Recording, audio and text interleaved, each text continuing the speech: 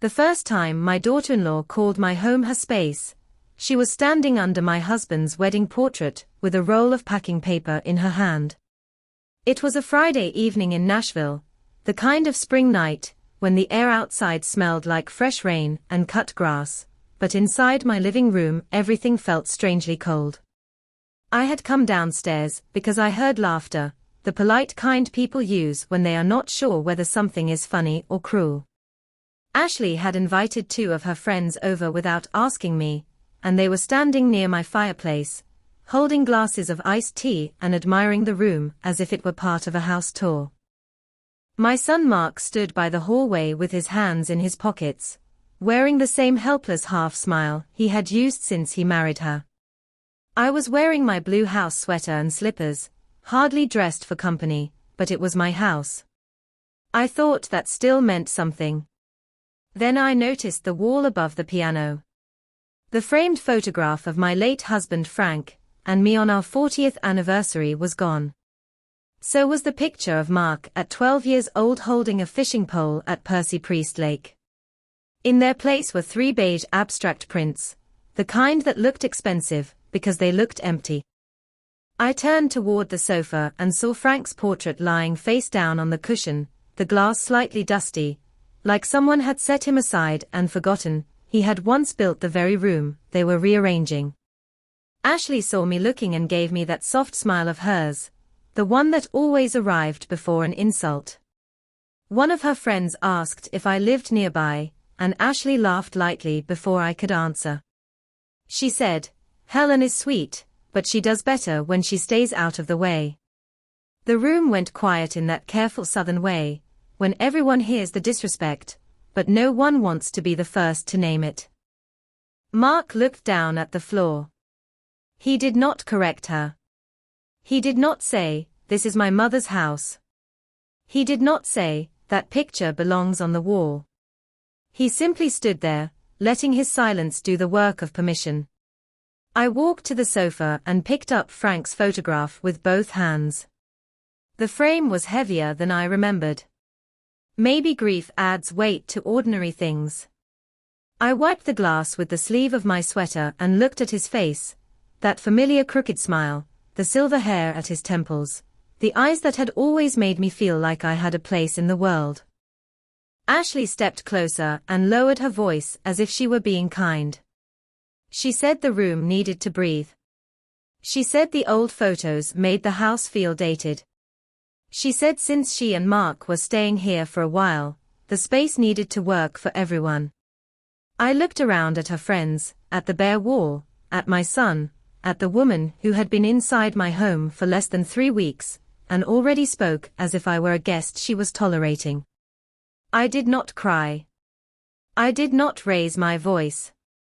I did not remind her that Frank and I had paid this mortgage off 11 years before she ever walked through my front door. I simply carried the photograph back to the wall and leaned it carefully against the piano until I could find the hook. Ashley sighed behind me, impatient now that my hurt was interrupting her little performance. She said, "Helen, please do not make this uncomfortable." I kept my eyes on Frank's face and answered quietly, "I am not the one who made it uncomfortable."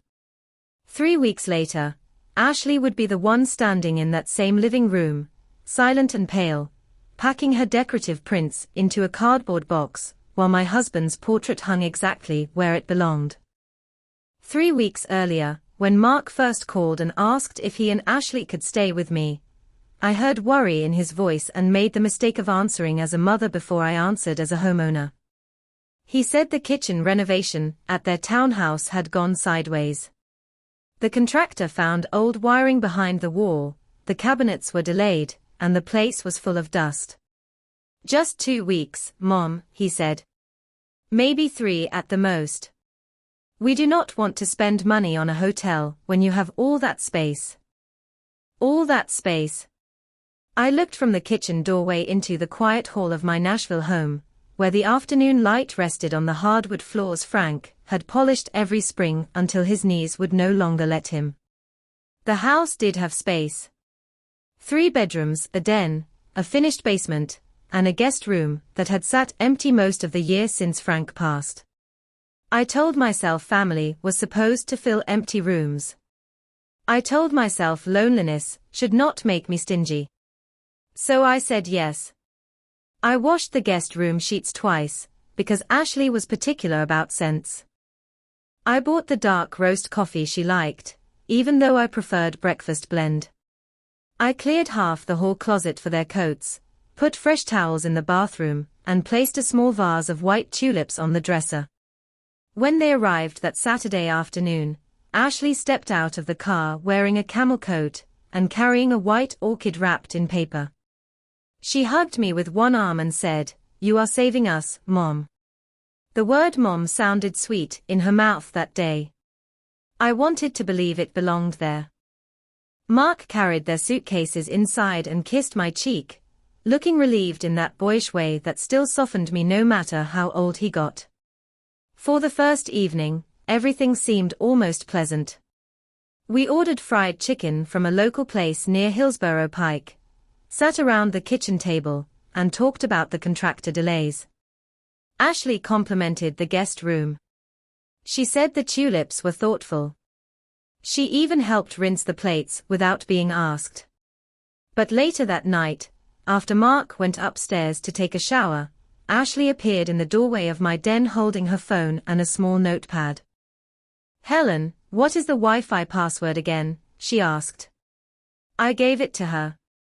Then she asked for the garage code, in case she needed to bring things in while I was at church.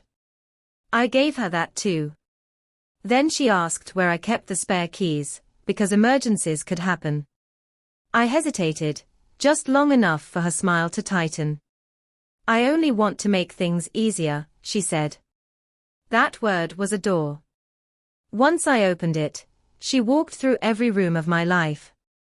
I showed her the little ceramic dish in the laundry room where I kept the spare back door key. She wrote it down. Then her eyes moved to the hallway closet. And the house papers. Insurance information, repair records, things like that. Mark never knows where anything is. I laughed lightly, because I wanted the question to be harmless. "Those are in Frank's old file cabinet," I said. "Locked?" Ashley nodded, but she did not look away from me quickly enough. I noticed it. I simply did not understand it yet. By the second morning, small things had begun to shift. My coffee mugs were moved from the cabinet by the sink to the shelf near the stove, because Ashley said it made better sense. The blue quilt on the guest bed was folded away and replaced with one of her grey throws. The mail was stacked in a different basket. The thermostat was set to 68 degrees, though I always kept it at 72, because the house felt drafty after sunset. When I reached to turn it back up, Ashley looked over her laptop and said, "Could we keep it cooler during work hours? I get headaches when it is stuffy." Work hours. In my living room. At my table. Under my roof. Mark came downstairs and saw me standing with my hand still near the thermostat. He kissed Ashley on the head, then gave me a tired smile. "It is only a couple of weeks, Mom." I smiled back, because that was what I had always done. I made room. I adjusted. I swallowed the little discomforts, and called them kindness. But that night, when I found my address book moved from beside the phone into a drawer, I stood in the kitchen longer than necessary. The house was quiet, but not peaceful. Something had entered with their suitcases, something that did not plan to leave when the renovation ended. By the fourth day, Ashley had stopped asking before changing things. She did not announce it all at once. She was too clever for that.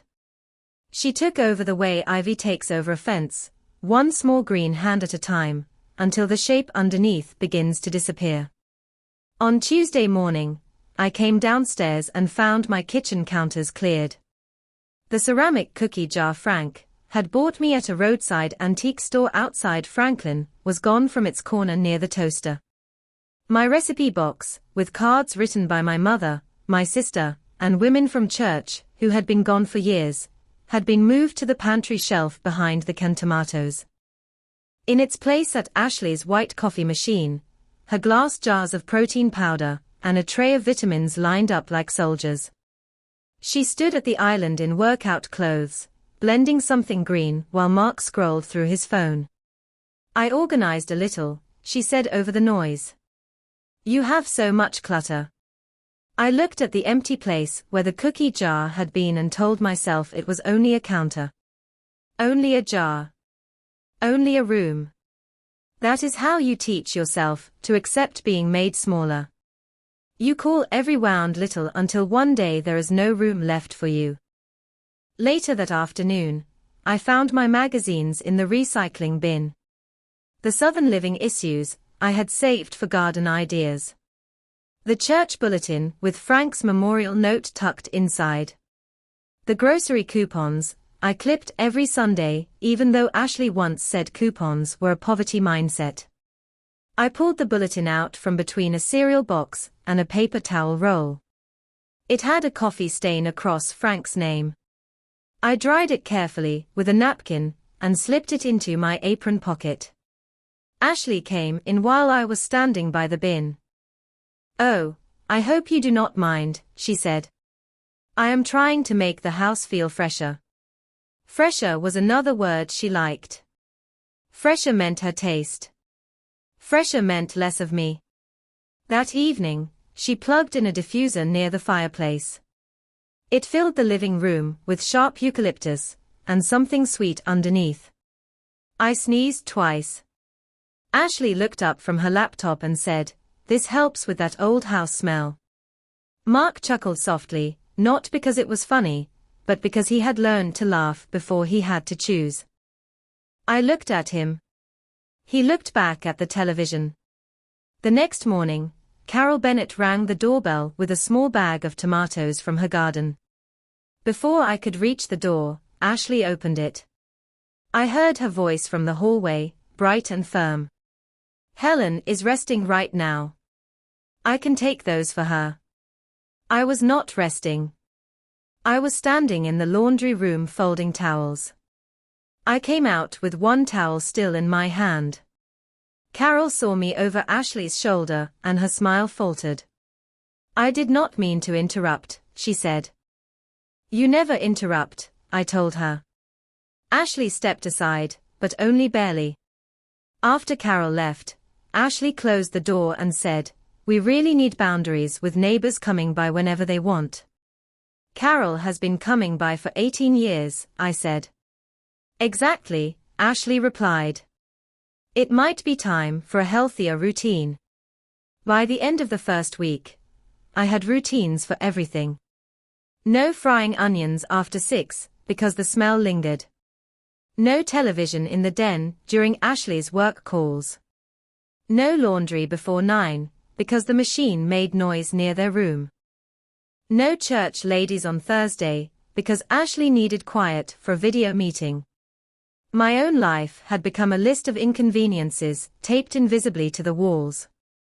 I began waiting until Ashley went upstairs before making tea. I kept my phone in my apron pocket, so I would not have to ask where she had moved it. I ate breakfast earlier and dinner later, slipping around the edges of my own house like a guest trying not to disturb the owners.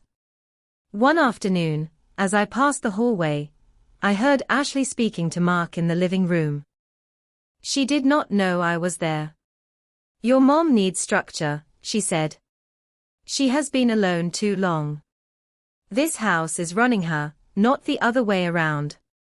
Mark answered quietly, "She is set in her ways." Ashley sighed. "That is why we have to be firm." I stood in the hallway with my hand against the wall, feeling the faint vibration of the air conditioner through the plaster. Firm. Structure. Boundaries. Fresh. Easier. Every word sounded reasonable until I understood what they were building with them. Not a home. A cage with good manners. The first thing Ashley removed that truly felt like an injury was not mine. It was Frank's. I came home from the pharmacy on a warm Thursday afternoon with a small white paper bag in my hand and found the living room too quiet in a way I could not immediately explain. The sunlight still crossed the rug. The ceiling fan still turned slowly above the coffee table. The eucalyptus diffuser still pushed its sharp little breath into the air. But something was missing.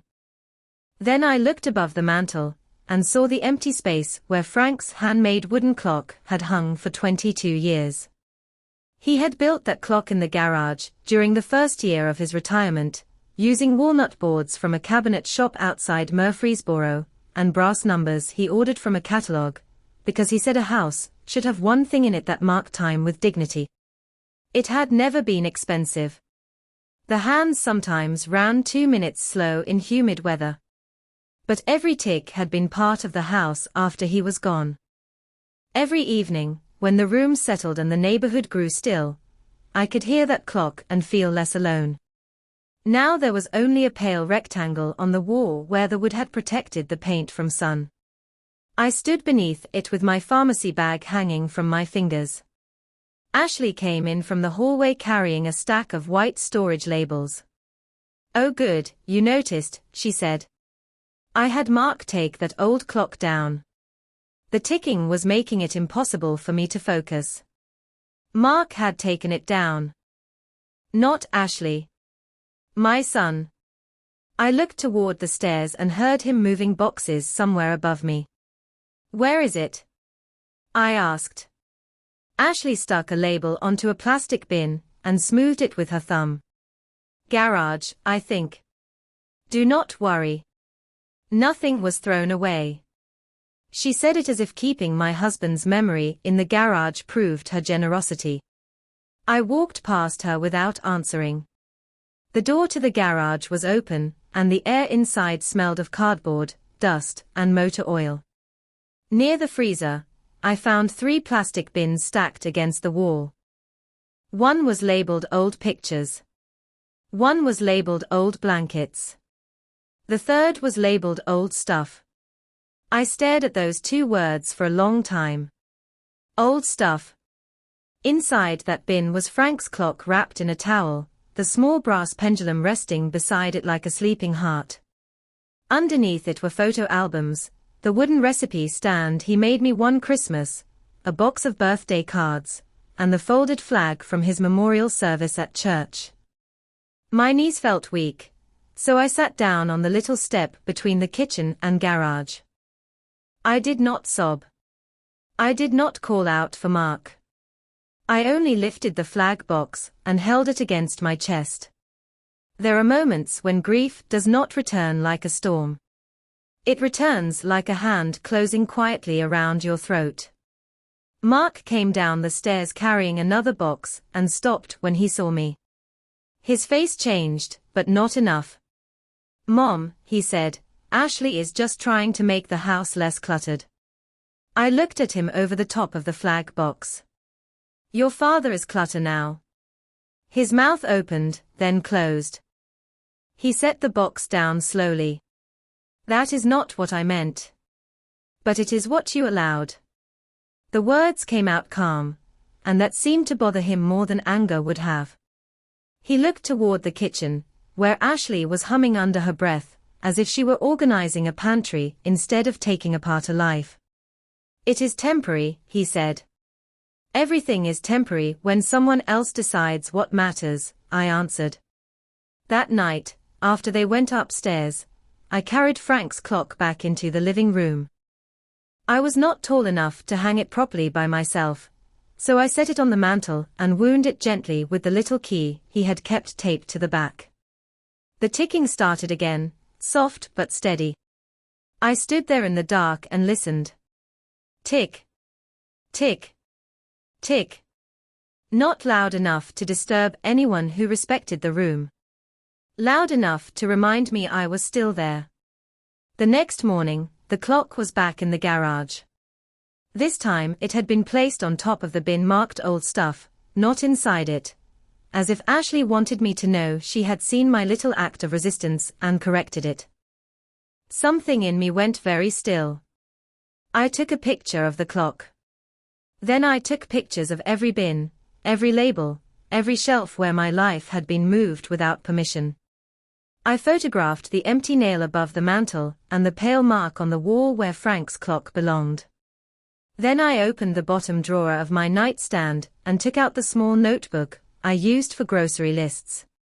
On the first clean page, I wrote the date. Under it, I wrote one sentence. Frank's clock removed again without asking. My handwriting looked smaller than usual, but it was clear. By then, I did not know exactly what I was preparing for. I only knew I had stopped pretending this was about decorating. After the dinner, I understood that Ashley had not simply become comfortable in my house. She had become confident. There is a difference. Comfort forgets to use a coaster. Confidence tells the woman who owns the table to stand somewhere else. That night, after her friends left and Mark went upstairs without looking at me, I sat alone in the kitchen with a glass of water and listened to Ashley laughing softly in the guest room, as if nothing important had happened. She had introduced my home as a transitional family home. She had told a guest I was still here for now. Then, when I stepped into the kitchen to take my evening medicine, she followed me, closed the swinging door, and said in that polished little voice, "Just stay out of the way. You are confusing people." I had looked at her for a long moment. Not because I had no answer, but because every answer I wanted to give would have taught her too soon that she had finally gone too far. So I said nothing. I took my medicine with a sip of water, walked past her, and went upstairs. By then, silence was no longer surrender. It was storage.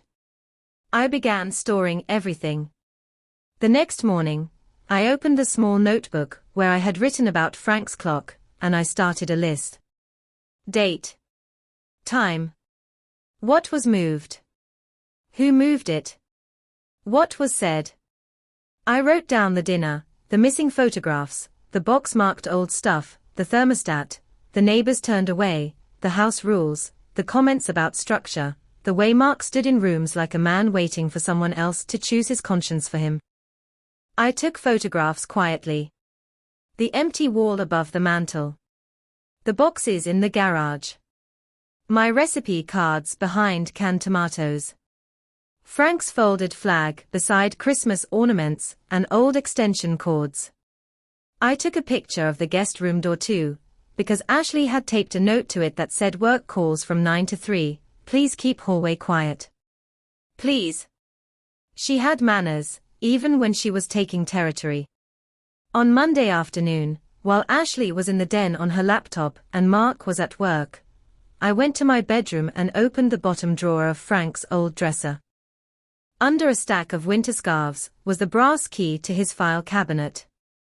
My hands moved slowly, not from fear, but from the strange tenderness of touching anything he had last organized. The file cabinet was in the back corner of the closet, behind a garment bag that still held his gray suit from our anniversary dinner. I unlocked it and pulled open the top drawer. Frank had labeled everything in his careful block handwriting. Home insurance. Mortgage payoff. Property tax. Warranty papers. Estate documents. I sat on the edge of the bed with the folders spread beside me, and for the first time in weeks, I felt the floor come back under my feet. The deed showed my name. The mortgage release showed the house had been paid off years before Frank passed. The property tax receipts were in my name. The trust documents were there too, along with a sealed envelope addressed to me in Frank's handwriting. I had seen it once before after the funeral, but grief had made paperwork feel like weather. I opened it again. Inside was a short letter, written on the yellow legal paper he always kept by the phone. Helen, if you are reading this because someone is making you feel uncertain, remember this. No one gets to make you a guest in your own home. Not family. Not kindness. Not guilt. This house is yours because we built our life here together, and I wanted you safe in it. I read the letter 3 times. The words did not make me cry. They did something better. They made me sit up straighter. I called Robert Gaines that afternoon from the upstairs bedroom with the door closed. Robert had been Frank's lawyer for over 20 years, and his voice softened when he heard mine. I told him I needed to confirm my legal position regarding the house and unwanted changes being made by temporary guests. I did not say daughter-in-law at first. I wanted the facts to stand without the ache attached to them. Robert listened, then asked me to bring every document I had and every record of what had happened. When I told him I had photographs and notes, he said, "Good. Keep documenting. Do not argue. Do not threaten. Let the facts stay clean." That sentence stayed with me. Let the facts stay clean. So I did. For the next several days, I let Ashley think I had become smaller. I let her move the blue armchair 6 inches from the window. I let her complain about the smell of my vegetable soup. I let her tell Mark the den would make a better office if my sewing basket were not there. Each time, I wrote it down. Each time, I took a picture. Each time, I heard Frank's clock ticking from the garage in my mind, steady and patient. Ashley thought she was teaching me to disappear. She did not know I was learning how to return with proof. The locksmith came on a Wednesday morning while I was at the grocery store buying peaches, coffee filters, and the brand of paper towels Frank always said were too expensive until he started using them in the garage. I was standing in the checkout line when my phone buzzed in my purse. It was Carol Bennett. Carol did not text often. She still believed a phone call was more honest than little words on a screen, so when I saw her name with a message beneath it, I knew something had made her careful. It said, "Helen, there is a locksmith truck in your driveway. Ashley is outside with him. Did you know about this?" For a moment, the sounds of the store faded around me. The scanner beeped. A child asked for candy. The young cashier told me my total, and I handed her my card with fingers that had gone suddenly cold. I did not call Ashley. I did not call Mark. I put the groceries in the trunk and drove home at exactly the speed limit, both hands on the wheel, because some kinds of anger feel cleaner when you do not let them hurry you. When I turned onto my street, I saw the white service van parked near the curb. Carol was standing in her front yard pretending to water flowers that had already had enough water for one morning. She looked at me, then toward my house, and gave one small nod. Ashley stood by the side door with her phone in one hand and a clipboard in the other. The locksmith was kneeling near the lock, his tool bag open beside him. Mark was not there. Of course he was not. Ashley liked doing certain things, when my son could later say he had not known the details. I pulled into the driveway, turned off the car, and carried the grocery bag with the peaches inside, because I wanted my hands occupied. Ashley looked over her shoulder and smiled too quickly. "Helen, you are back early." "The store was not crowded," I said. The locksmith stood up politely. He was a young man in a navy work shirt, with his company name stitched over the pocket. He said. "I was told there was a security update needed." I looked at Ashley. She lifted her chin. "The back lock sticks. It is not safe. I thought I would take care of it." "You thought you would change a lock on my house while I was gone." Her smile tightened. "I was not changing the whole house. Do not make it sound dramatic." The locksmith glanced between us, beginning to understand that this was not a simple service call. Ashley tapped her pen against the clipboard. "I told him I was the homeowner's daughter-in-law." "That is true." "It is true," I said. "It is also not the same as being the homeowner." The words landed quietly, but they landed. Carol had stopped watering her flowers. Across the street, a delivery driver slowed longer than necessary before pulling away. Ashley lowered her voice. "You are overreacting again. Again." That one word carried weeks of careful dismissal, as if every objection I had swallowed had somehow been filed under irrational. I set the grocery bag on the porch bench and turned to the locksmith. "Has any work been completed?" He cleared his throat. "No. I inspected the lock and prepared the estimate, but I have not replaced anything." "Good," I said. "Please do not continue." Ashley gave a short laugh. "This is ridiculous. I already scheduled it." I looked at the clipboard in her hand. "Then I would like a copy of whatever was written up." Her eyes narrowed. "Why?" "For my records." The young man seemed relieved to have a practical task. He printed a service estimate from a small device in his van and handed me a copy.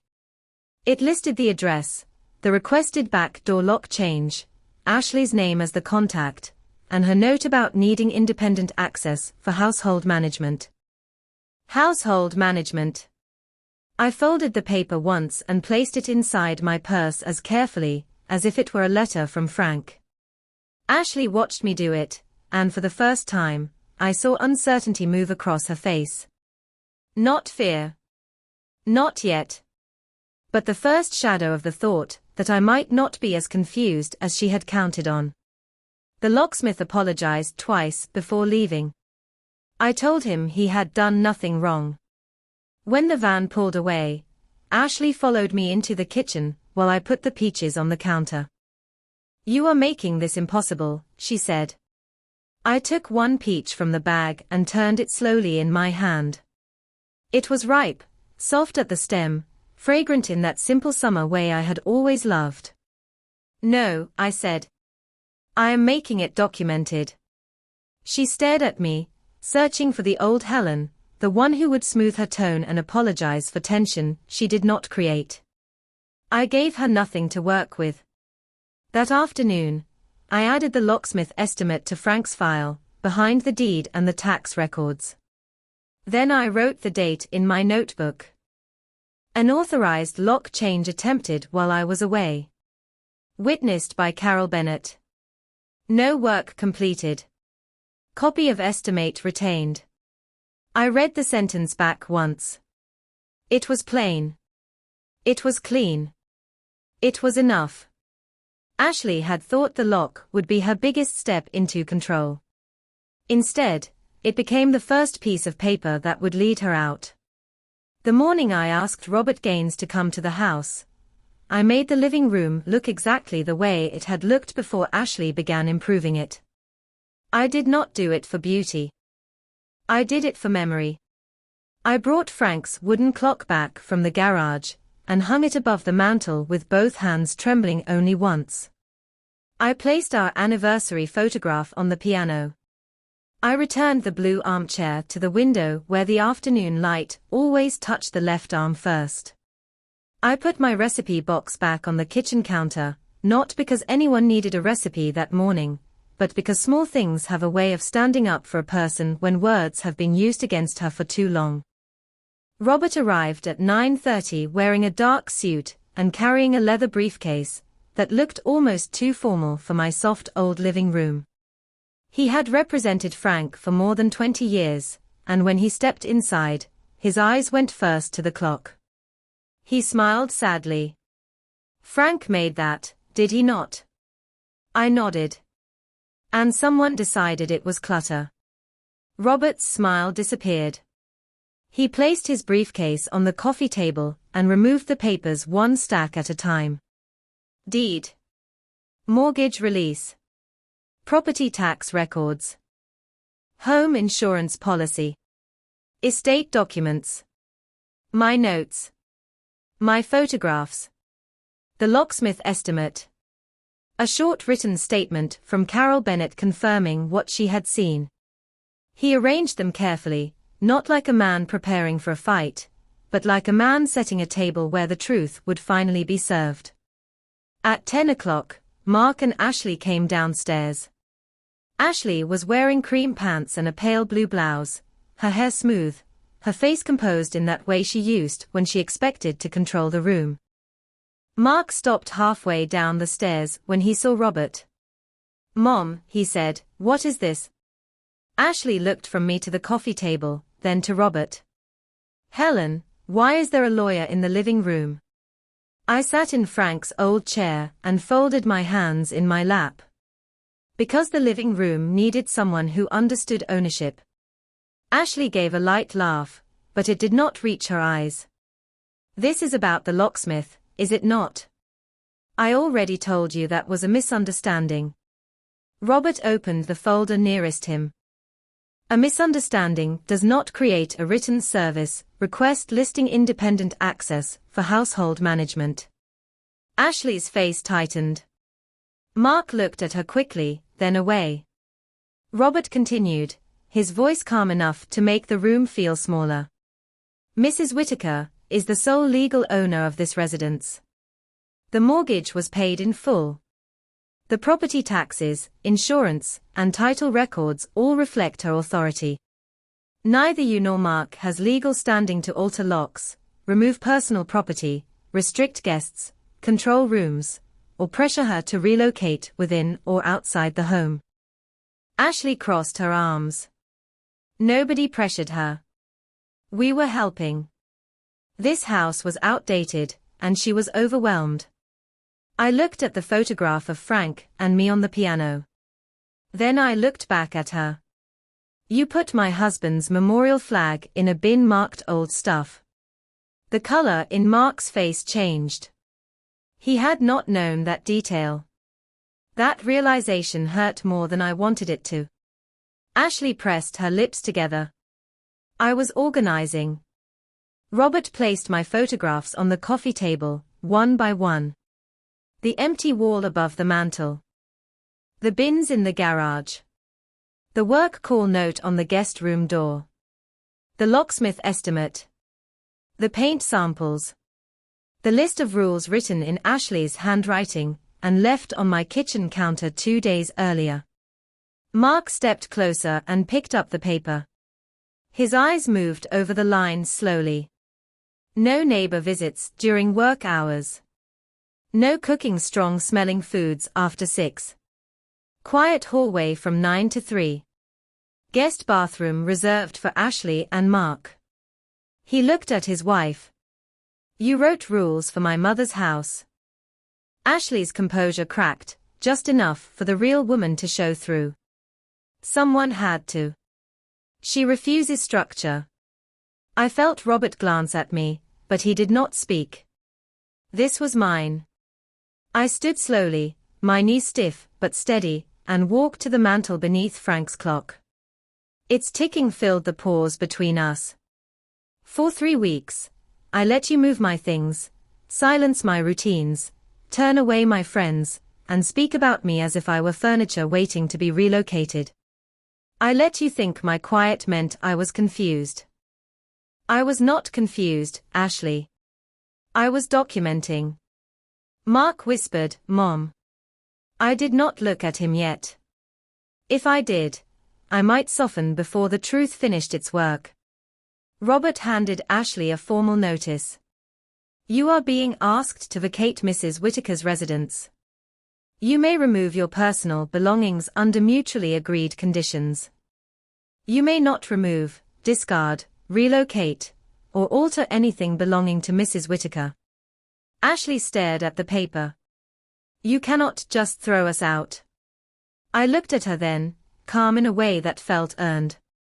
"You told me to stay out of the way. Now I am asking you to stay out of my house." The room went still.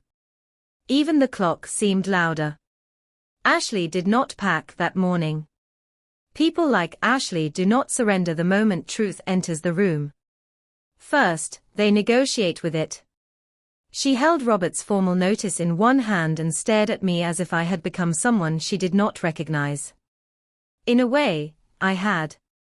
The old Helen would have apologized for making breakfast late, after being insulted at her own table.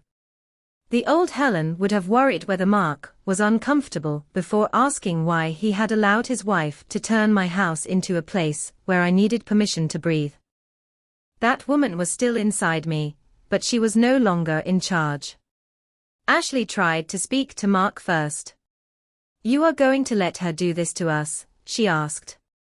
Mark looked at the rules in his hand, then at the photographs on the coffee table, then at Frank's clock ticking above the mantel. For the first time in weeks, he looked at the room as if he remembered growing up in it. "Ashley," he said quietly, "we need to leave." Her face changed. "Not much. Just enough." The controlled smile disappeared, and underneath it was something cold and startled. "Fine," she said.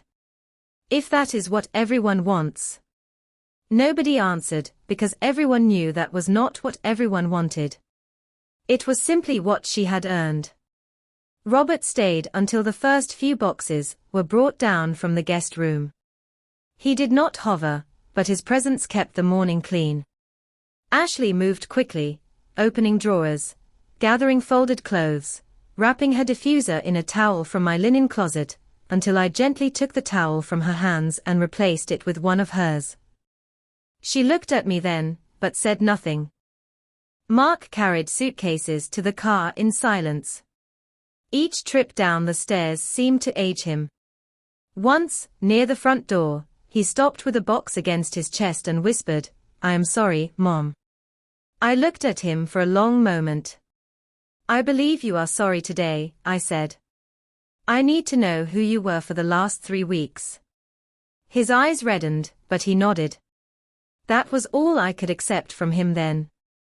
By afternoon, Ashley's beige prints were wrapped in packing paper. Her coffee machine was gone from my counter. The grey throw disappeared from the guest bed. Her work note came off the door, leaving 4 tiny marks where the tape had pulled at the paint. I stood there and touched those marks with my fingertip. Small damage still counts. When Ashley came downstairs with the last box, she paused in the living room. Frank's portrait was back on the wall. His clock was ticking steadily. My blue armchair was by the window. The house looked tired, but familiar, like a person sitting up after a long illness. Ashley glanced around and gave one final little laugh without warmth. "You are going to be lonely here." I thought about that. I thought about the evenings after Frank passed, when I had eaten soup alone at the kitchen table and still felt more respected by the silence than I had felt with Ashley's voice filling every room. "Maybe," I said. "But lonely is not the same as erased." She had no answer. Mark drove her away just before sunset. I watched from the porch until their car turned the corner. Carol Bennett came across the lawn a few minutes later carrying a plate of biscuits wrapped in a clean dish towel. She did not ask questions. Good neighbors know when a woman needs company, and when she only needs someone to stand beside her while the air settles. We drank tea in the kitchen, and for the first time in weeks, I did not whisper in my own house. Later that night, after Carol went home, I walked room by room. I brought my recipe box back to its proper place. I put the church bulletin with Frank's memorial note inside the family Bible. I rehung the photo of Mark at Percy Priestlake, though looking at his 12-year-old smile hurt more than I expected. Then I stood beneath Frank's clock and listened. Tick. Tick. Tick. 3 weeks earlier, I had believed letting family in was the same as being loved. I know better now. Love does not move your memories to the garage. Love does not put rules on your kitchen counter. Love does not call your home a transition while planning your disappearance. I did not lose my place in my family when Ashley packed her boxes. I found the edge of it again, firm under my feet. For 3 weeks, she treated me like a guest. On the 21st day, I remembered I was the owner.